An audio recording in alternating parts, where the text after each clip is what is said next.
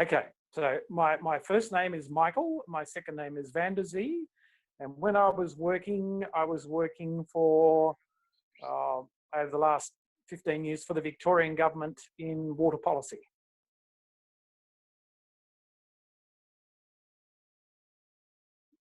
Yeah, so I was working on national water reform on behalf of the state government for the state of Victoria. So working on getting water back for the environment from farmers and from losses in the system, like leaks in the system. So I did that for about 12 years, from 2000 till about 2012. And what that involved was doing what we call water efficiency projects. So once upon a time, water would flow down a channel. We replaced the channels with pipes, and leakage and evaporation, and the water that we saved could then be used for the environment.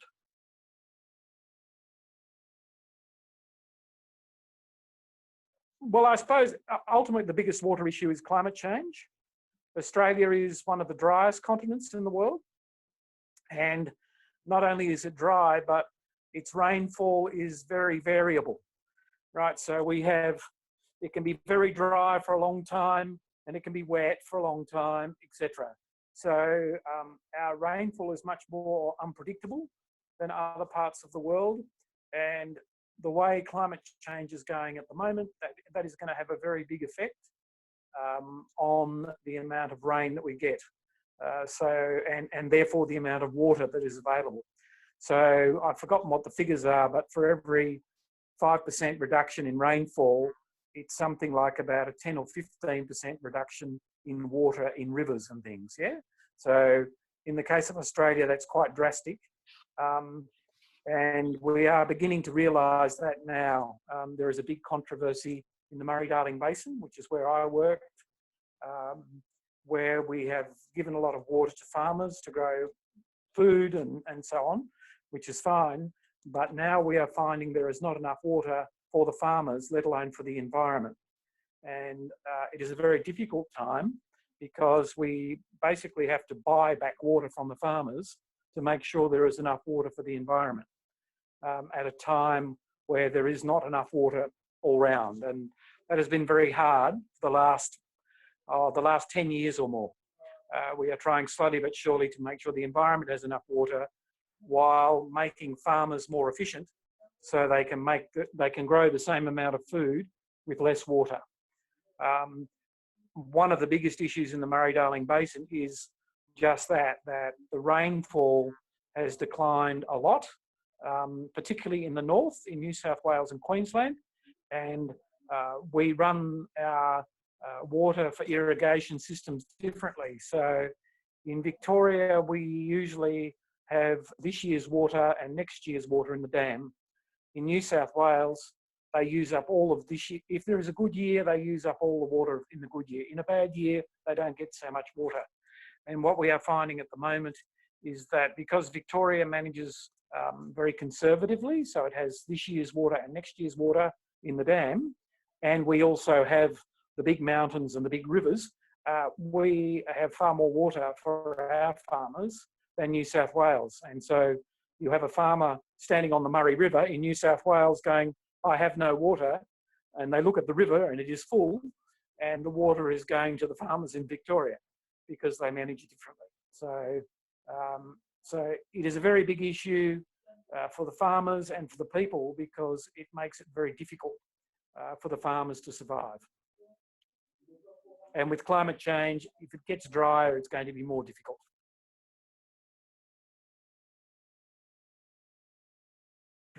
It is a very crowded and interesting place. Look, there are lots of good things. There are lots of challenging things, I think. There is big inequality between the people who have lots of money and the people that don't have enough. And that is seems to be increasing. That I think has a very, big implication for things like climate change, for increased population, and for things like water where resources are limited and becoming scarcer. So there is great potential for conflict.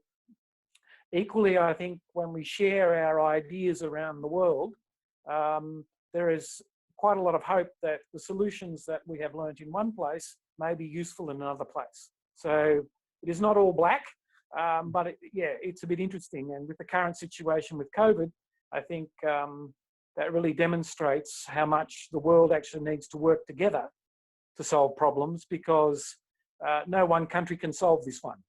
Not even the countries that are the biggest and most powerful.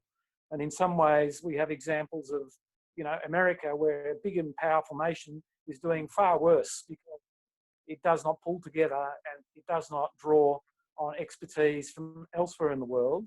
And then we have other places like New Zealand who do very well, and places in Southeast Asia that do very well, because their governments actually think about these things in advance and they work as a single community. So, yeah, it's an interesting place to be. Sometimes it is very depressing, and other times it is very surprising to see the good things that happen out of something like what is happening at the moment. So, yeah, we live in interesting times, as the Chinese say.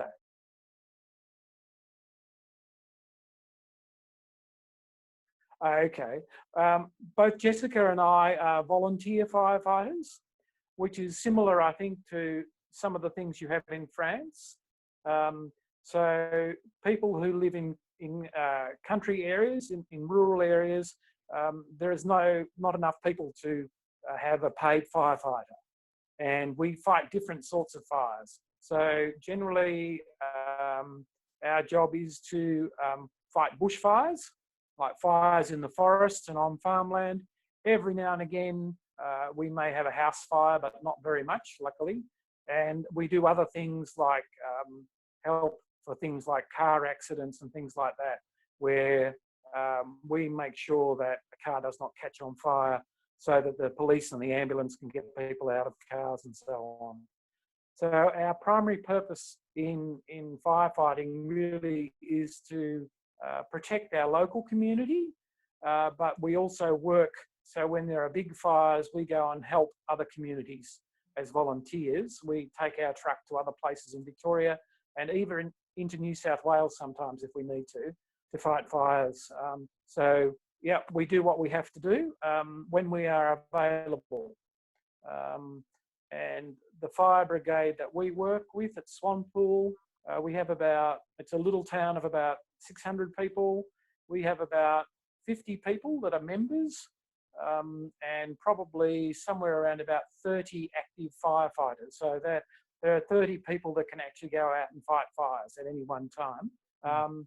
But because we are volunteers, our challenge is usually to crew our truck. So our truck needs 6 people to be fully crewed, and our little truck needs 2 people. So if there is a fire call, a full complement is usually 8 people. If we can get 8 people, that is very good, because some people don't work in Swanpool, some people are away on holiday, some people are busy working. So the volunteer system means that, we can usually get 6 or 8 people out of 30 people that could fight fires. Very well, it's a great way of working with and getting to know the local people in the local community, and also to know the countryside around here, because we go fight fires, on various farms and other parts of Victoria. So we get a fair bit of experience in different sorts of fires and different country and different fire conditions.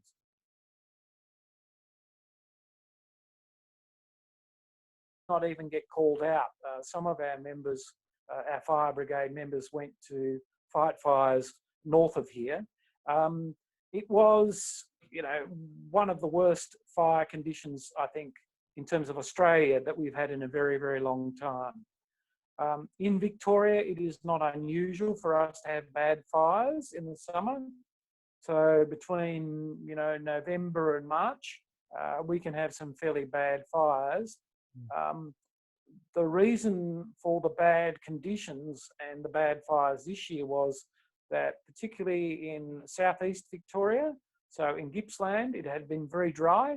We've had what we call a drought, which means there has been much less than average rain. So the forest was already very dry, and there were similar conditions in New South Wales going all the way up to Queensland. So we had a very dry year, and then what we had was summer storms. And our summer storms here, quite often we can get lightning, and we will get lightning with storms without any rain. So that is the most dangerous for us. When the forest is very dry, then we get storms with lightning, and there is no rain with the lightning. So the lightning starts fires, but it can take quite some time before we find, we can see a fire. We have people in fire towers to look, and by the time people get there and try to put them out, if the weather is bad and there is lots of wind, the fire can get away very quickly. Quite often this happens in country where it is very hard to get to. So you cannot drive there, you have to use helicopter, whatever. This year was just very bad because we basically saw very dry conditions in Queensland in September, October, which is very early, and then in New South Wales from about, again, September, October onwards. So the fire season was very long. It started in September, and I think I was reading today, our fire season has just finished in Victoria now. So it's been a very, very long season, and the fires just kept going, so the fires went for a very long time in New South Wales. Just when things were getting under control in New South Wales, we had very bad fires in Victoria. And then to make it even more difficult, the fires were in Victoria and New South Wales on the border in some very remote and rugged countries. So yeah, it's been a very big year for fires. I think in Victoria we did pretty well, but other states, I think, got a real surprise. They have not had these big, long fires. We have learned a lot of lessons from the very bad fires we had 10 years ago in 2009, and where nearly 300 people were killed, and we lost 2,000 plus houses. So Victoria has done a lot of thinking about how it fights fires and the effect of climate change and what equipment and how we fight fires since then. And I think we were very lucky because we have had that experience. We did not lose many lives. We did not lose anywhere near the amount of houses that, for example, New South Wales did.